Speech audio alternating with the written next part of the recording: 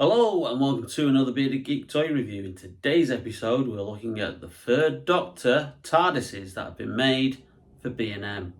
Stay tuned.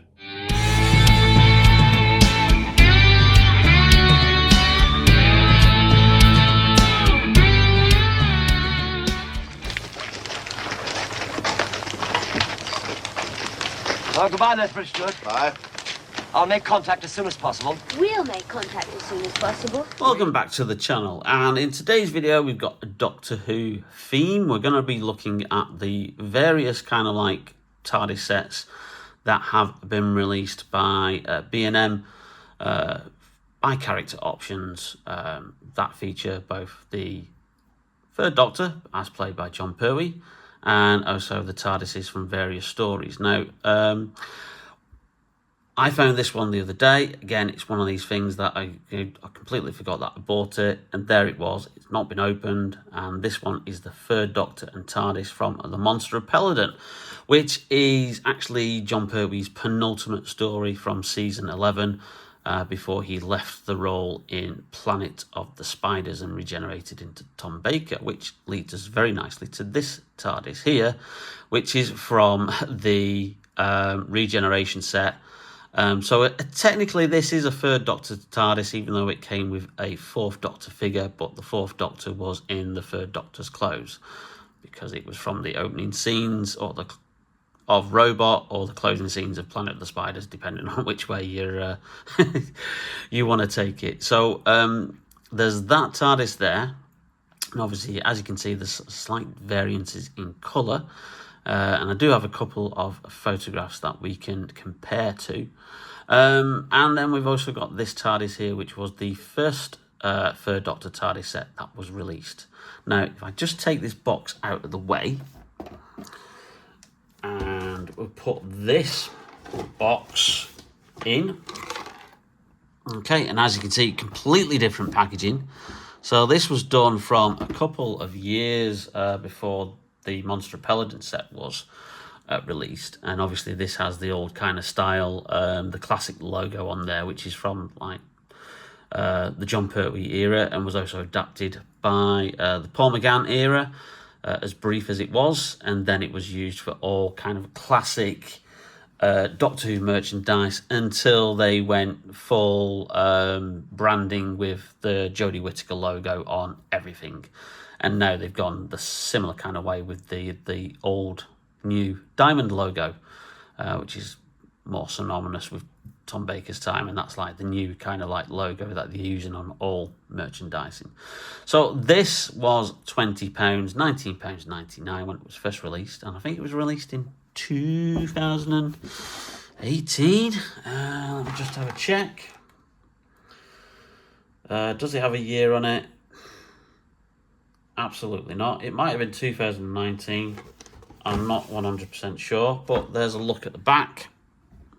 And obviously this was based on the Doctor's appearance and the TARDIS's appearance from a story called The Time Monster, which was the final story of season 9, which was John Pertwee's third season in the role. So obviously you've got this figure here, and that's him in his red jacket. The kind of like, I think the cravat and stuff isn't exactly identical to how it was in the story, but you know, you get an idea. And then this is the TARDIS, obviously here, and it has a distinctive black base because apparently in some scenes the outer TARDIS shell was kind of like put on a temporary base when it was on location, so it has like this black base which didn't then appear in many stories after that. I think Sharda was another one where it had the black base. So you've got, obviously, it's non-electronic, which is why this compartment is all sealed, and then you've got this kind of like dirty wash on it, and it's quite a lighter blue than what we're used to seeing a TARDIS. And then you've got, obviously, distinctive features like the police public call box logo is black, with white lettering, and obviously it changed various times during the show. And if you compare it to the robot, or the Planet of Spiders robot one, obviously you can see there's quite a distinctive change there. Obviously the lantern is also black on the top as well. Excuse the dust, because it has been on display. And it sometimes is a bugger to dust all these figures, and but I think it adds to the weathering. So as you can see, there's a distinctive change there with the white background with the black lettering on this TARDIS, and then it's a darker blue with a wash applied to it. So that's the kind of like how it looked in the very kind of like season 12, end of season 11 into season 12 there. Now, incidentally, this set was, I think, the first TARDIS set that B&M ever released. And as a consequence, it sold like absolute hotcakes, and it was really, really difficult to find it. And I couldn't find it anywhere.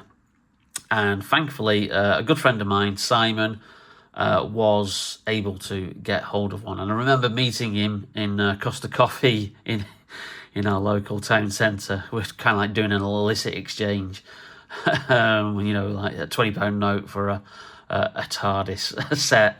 But, I was very appreciative that he wasn't able to get hold of it for me. So there you go. So that's those two versions of that. And we'll just move these over here and then just move that back there. And we'll obviously take that to one side. And we'll have a look at the kind of like the latest version that was done for the Third Doctor.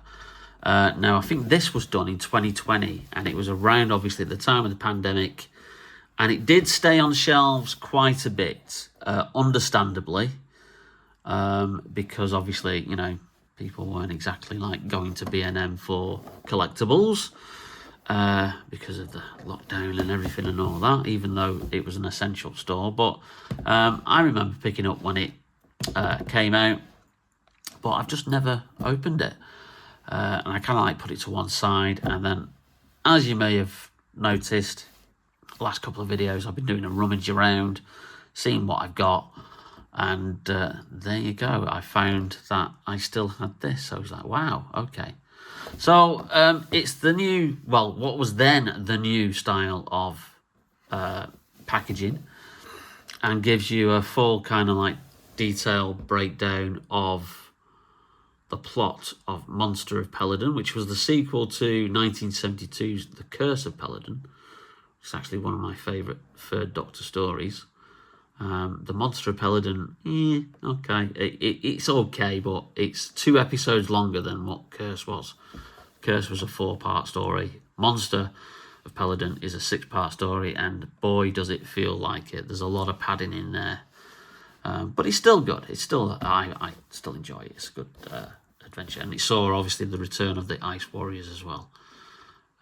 So, there you go. That's the packaging. Let's have a closer look at the actual figure and the TARDIS, and we'll get it open.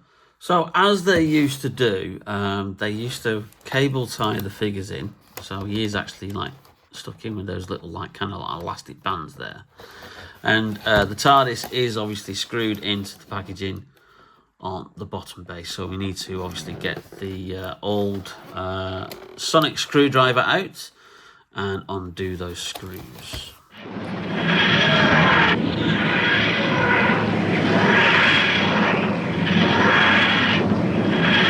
So that was an absolute palaver to try and get that out. That really was like kind of like rammed in there. But first of all, let's have a look at the Third Doctor figure. Now, here he is, resplendent in his kind of like green jacket with black lapels to what he wore in that actual story, with a black bow tie. And the interesting thing is, I feel the latter John Pertwee figures were a lot better at getting the hair right. Here, I think it's a bit too grey. It's a bit too kind of like washed there. And here, I think it kind of like does a better job of highlighting that kind of like greyish blonde kind of like colour that John Pertwee had. Well, they are essentially the same figure with virtually the same jacket, and obviously the same kind of trousers, the same shoes. The only thing that's different is obviously the little bit underneath the jacket, which is like an insert that they put in. So obviously that one has the cravat, this one has the bow tie, and then obviously there's just different variations of like the paintwork on there. They've still got the same frilly shirt cuffs that are sticking out there, and this time there's a bit of a paint job on the this version compared to that version, but there's no paint job like there is on this, with like the buttons and the piping, the velvet piping that he had on that jacket. So there you go. There's a comparison of the two different variations in Third Doctor figures. So I'll just put him back over there. I'll just plonk him there. Oh, he's a bit wobbly on the old legs. Okay, and here we have the TARDIS. Now again, this is another electronic TARDIS, and it does have this plastic thing here, which you do need to kind of like do some movement about to try and get that off. So we'll just do that off camera because it is an absolute pain, and then we'll do a proper review of the actual box itself. Doctor, no! Choke attack! So here we have the Third Doctor TARDIS. Again, it's exactly the same kind of TARDIS as the other two. There's no variation in the roof or the base. Actually, I'm wrong. This one has a lower, smaller base than these two, because these two were still issued with the thicker base, which would have house the electronics that would be in the back and then into the battery compartment. And then obviously they realized, well, there's not much point having that base on there, so let's do a base for the non-electronic versions. So obviously this has the thinner, more accurate, screen accurate base that you've got there. So it's obviously it's a different color. It's more screen accurate, I think, to the one that we've got here. Although, you know, the original police box prop, which this is based on, was changed and put together and painted, and just went through so many different kind of variations with the different production teams and stuff. That when it did collapse, allegedly, on top of actress Elizabeth Sladen, who played Sarah Jane Smith, at the end of filming of The Seeds of Death, season 13, which then meant that they actually built a brand new TARDIS prop for the following series, which was then used for the next couple of years. You know, it's no wonder that there's so many variations of how the TARDIS looks. But I think this is a lot more accurate to when you see it, even in stories like The Three Doctors. It has that kind of better colour scheme. One thing that it doesn't have, though, is because in some stories you had the white background with the black lettering on the front, but on the sides you had the black sign with the white lettering. So that's one thing that this one doesn't have. It doesn't have that variation, and I'm sure Character and B&M will probably do one at some point. So there you go. And again, it comes with obviously that there. It doesn't have a photographic insert, you know, unfortunately. Although they did do that for the Joe Martin TARDIS that they released online to Character only, which I didn't get because they were charging 40 quid for it, and I thought that was a little bit too much. And it sold out. And then, surprisingly, after it's selling out, it's now on the Forbidden Planet website. So, answer me that, Character. How can a product sell out that's an exclusive to your own website, and then suddenly the stock turns up on Forbidden Planet? So you can still get that if you want to. But yeah, so it has that function. Press that button there, the doors close, and that's about it. But yeah, there's a comparison there of 3 TARDISes from various points of the Third Doctor's era. Like I say, this is more reminiscent of how it was then repainted at the end of season 11, which was literally not long after this is based on. And then into Tom Baker's first season, it was more this kind of like darker blue, but again, still with that very, very dirty wash on there. But this is very reminiscent of how it looks in season 10 and season 11. So, yeah, I like it. Where the hell I'm going to find a spot for it, I do not know, because this currently takes pride of place of in my Third Doctor display. Am I going to swap them round? I don't know.